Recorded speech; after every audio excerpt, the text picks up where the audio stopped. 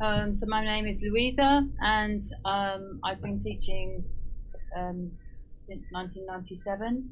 And I usually, in recent years, I've been concentrating more on the more advanced levels. I've done, and I specialise at the CityLit with grammar classes. Predominantly before that, I've done English for speakers of other languages from pre-entry level right up to our advanced level, which is the exam. It's exam driven, and it's for people who come to settle in the UK. And very often they're from sub-Saharan continents, and very few Europeans, although at the very beginning, around 2000, there were quite a lot of Polish people and people from the Czech Republic and Slovakia, but they are fewer and fewer now. Okay.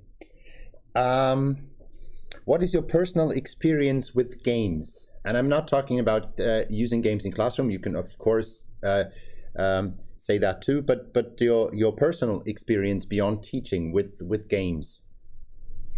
So I grew up a very long time ago, before television. In fact, we never had a television. So I grew up with Ludo, Snakes and Ladders, drafts. I wasn't very bright, so we didn't have much chess going on, but we had a great deal of card games, and I learnt cards from a very early age. And in later years, we used to have people, students from other countries, come to rent a room in my house for additional income, and very often they used to teach us card games from their country.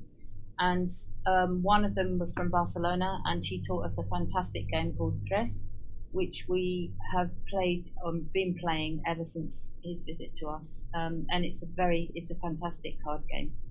So I love, my personal preferences for card games. I'm not one for Monopoly. I will endure Monopoly, but I prefer card games. Okay, so all analog games, no digital games, video games whatsoever. Not for me personally, no. I have a built-in phobia of those. Yeah. Okay. Could you please tell us something about your learning design? What did you do in class to work with games? Because it was introduced during a grammar session, it was an advanced class.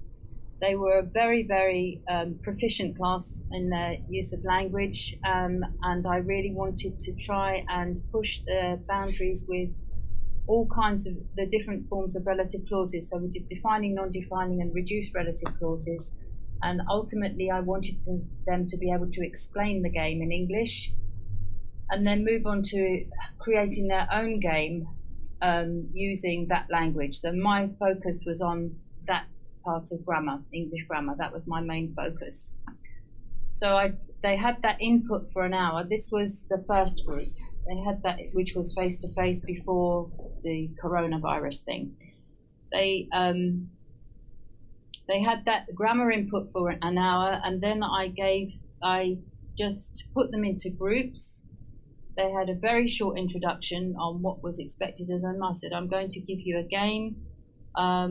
They chose who they wanted to be with. Some of them were in groups of 4, some of them were in groups of 2.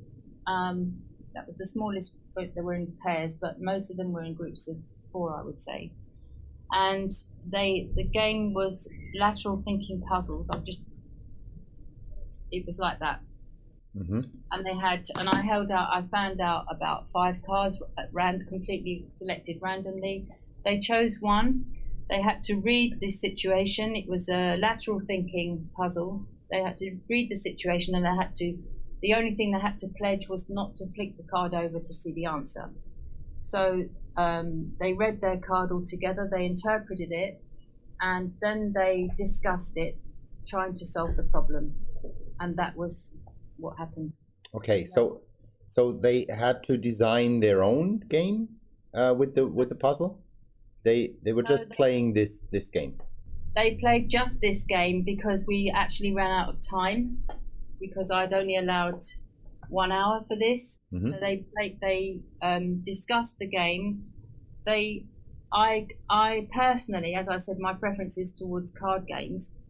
I personally have an absolute loathing for lateral thinking games because it's not my strong point, and I was kind of allowing for that with them.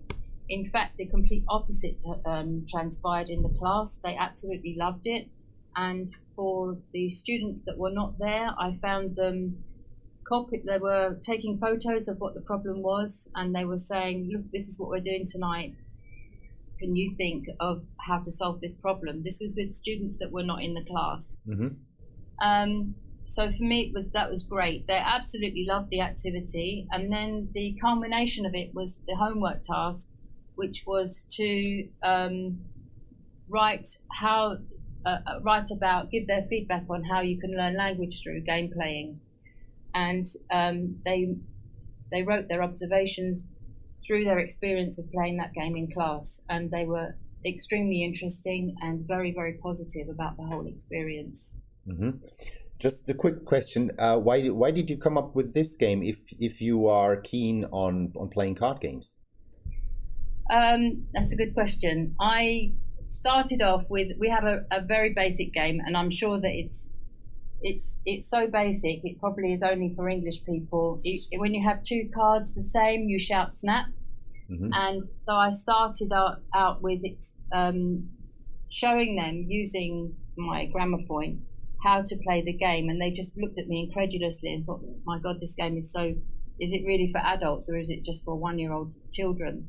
So I started out with explaining that game before I introduced the lateral thinking, and then my intention was for them to explain a card game to each other from their native country.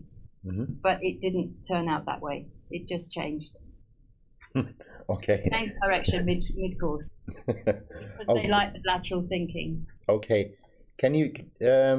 So you were already talking a little about how to implement the game in the classroom. Did you experience any other how do I call it, special experiences when it came to connecting your teaching part, the grammar part, and the game part within your lesson? What, could you repeat the question? Well, you used the game to teach or to practice grammar, right? Yeah, well, kind of. They were sort of outside. They were focused on the game, and then they had to talk about the game using the grammar afterwards. Okay. That was the follow-up exercise. Did that work out well? It worked out incredibly well. Yeah, I got a fantastic response. Okay, but you used the game only once, so you didn't go on. I used it twice. Okay. So I used it once with a face-to-face class and once with an online class. With the face-to-face class, I would say it was 100% successful. With the online class, I would say it was 50-50 successful. Okay. Can you tell us something about the participants, the students who played the game? What did they bring to the table? What was their experience? Did they ask for more, for example? What, to play the game again? Yes. Yeah, they were very positive. The class, even though they were playing the game for just over an hour, they were, the class seemed to pass extremely quickly. They were very enthusiastic about it. They were mostly professionals. I've got graphic designers, architects, people in marketing, people in HR. They were mostly professionals, I have to say. Some in film. I think I had two in they weren't camera people, but they worked with film, basically. They were highly professional people. Can you tell us something about the challenges you had to face when using the gaming class? Well, as it turned out, I didn't have many challenges at all. They chose their cards randomly. Some were longer problems, longer puzzles to solve. Some were shorter. The shorter ones tended to be a bit more difficult. Any questions with vocabulary, there were very few because they were at that level that they could ask each other, and they offered each other explanations. So again, they were stretching their language either way.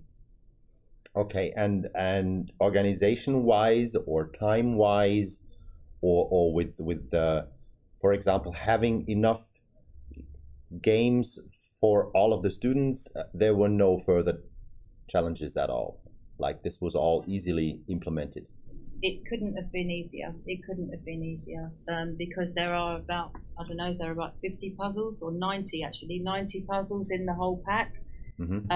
I gave, as I said, I found out 5 cards. They selected 1. I think they got through 2. Each group got through 2 in the course of an hour. So the game is done. That means you have used most of the questions and you are not able to play that game again. No, not at all. We ran out of time. There were 90 problems. They solved 2 out of the 90. I found out 5 of the cards. They chose them randomly, and they did those. They played those games. They did that game, but it wasn't because there weren't enough problems. There were plenty of problems. Our only thing was time. Okay. What do you think is the added value of using games in a classroom? You switch off from the conventional input of teaching. I think at that level particularly, half of it is to let it run, and then you can see how then you pull it back when you're giving them the homework task and discussing it afterwards. The feedback from the students is, well, it's 100% of your reward really of how it's gone. There were very few who didn't see it as part of their class. Okay. It could have been me having a little private, an hour out of time to do my knitting or what have you, but they didn't see it like that. They did see it as part of the class. So you just let them play. You didn't support or act as a mentor while they were playing the game. You just let them play, and afterwards you return to the normal teaching. I didn't really have time afterwards because it was the end of the class, so I was reliant on them for their self-discipline for homework. It was one of the only classes where I had 100% homework turned in. Very, very positive feedback. So that was it. It was input, game, and then my feedback was through their homework, and that's how I assessed their learning through their task, through the homework. What were your personal learnings for the project, for the use of the game? Did you find out something specifically? Anything worthwhile mentioning? Yeah, definitely. I would never ever in 100 years. My manager actually you said, why did I choose this game? I chose the game. I didn't choose the game. My manager gave it to me. So that's what I had. That was my lot, as it were. Personally, I loathe lateral thinking games. So I would veer away from them in the classroom just because I personally can't bear them. And so it was like saying, okay, let's go and play in the mud for me. And I think, no, I like to keep clean, really. But it just goes to show really that, you should brush away your own prejudices, because at the end of the day, not everyone's the same. I know it's a bit stereotypical to say that, but they had a fantastic time at a game that I would never otherwise have played.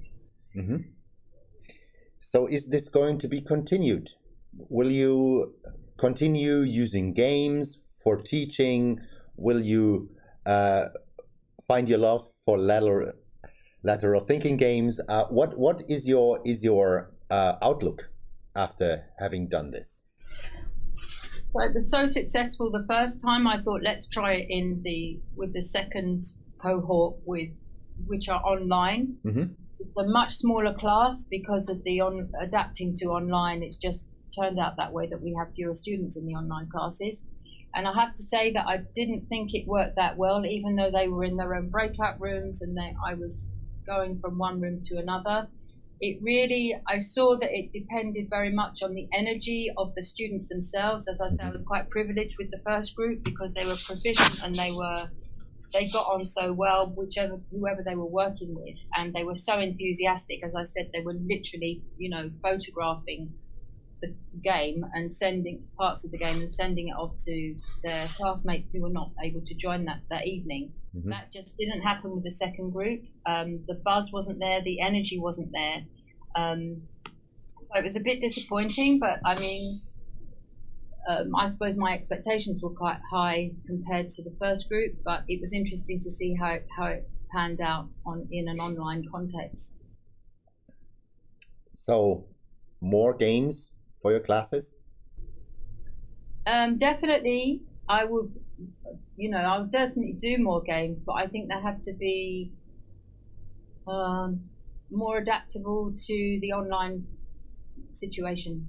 It's a different vibe, it's a different dynamic, because they're all online. They can't nudge each other, or there's no physical contact, obviously, in an online context. And game playing is there's a lot of fun going on, and it's not so much fun when it's online, even though you've got them in breakout rooms and they can see each other. It was just very different. And when you return back to normal, like physical classes, then you will use games again? Definitely. Yeah. Definitely. Yeah. Do you have any ideas already what could be used and in which context? I think I might use the lateral thinking again. In the past I've done kind of grammar, snakes and ladders, but I don't think it's nothing for me. It's not as challenging as the lateral thinking, and I prefer to be challenged. What they had to do with the second group, I have to say, is that they did create their own puzzles. So there was an immediate follow-up. It was slightly different, which because they didn't seem to have that same energy. They played just one game. There were two groups, one of two and one group of three, much smaller class. So they played one game each, and then I said, now can you create your own puzzle to do with lateral thinking? And one group, so that's another thing with game playing. You have a leader, and you don't select that leader; it comes out of the group. And the leader in the second group, he just relied on a proverb, what we call a riddle. We have riddles in English. You have them in your language as well. So he relied on a riddle from his native Brazil, and that was his puzzle. So it was very, very simple. Even though it was the same class and supposed to be the same level, the challenge was much lower. So it was easier to solve, if you know what I mean. A lower level could have solved it. It wasn't as complicated as the puzzle they had done. It was much more simplified. So I was a little bit disappointed from that, but at least they were able to carry out the task, the follow-up task, and create their own puzzle. But as far as the puzzle was concerned and the language needed to solve it, it was much more simple. Do you think that it would help talking about game design or how to design puzzles with the class in advance? I think it's maybe, but not for their lateral thinking, because they got the idea, they got it, that you had to think outside the box. It was just that they got a bit of can't think-itis, so they kind of, one group particularly settled for the lowest common denominator, which was a shame. But the other group, then they swapped over, they had to solve each other's problems. And the first group had a much more complicated problem, and they gave it to the second group when they did the swap, and they were very disappointed because they solved it quite quickly. Yeah. So, but it was still, I mean, it's all part of language learning, and it was all in English, so as far as I was concerned, they were still achieving to some extent. Perfect. Okay, thank you for your time. I very much appreciate it, and good luck with your further use of games. Yeah, definitely. Yeah. Thanks ever so much. I was really pleased to be part of it, and pleased to have my prejudices turned upside down. That was the best thing, I think. Perfect. Amazing, actually. Okay, so have a nice day. Thank you. Nice talking to you, and see you soon. Thank you very much. Bye.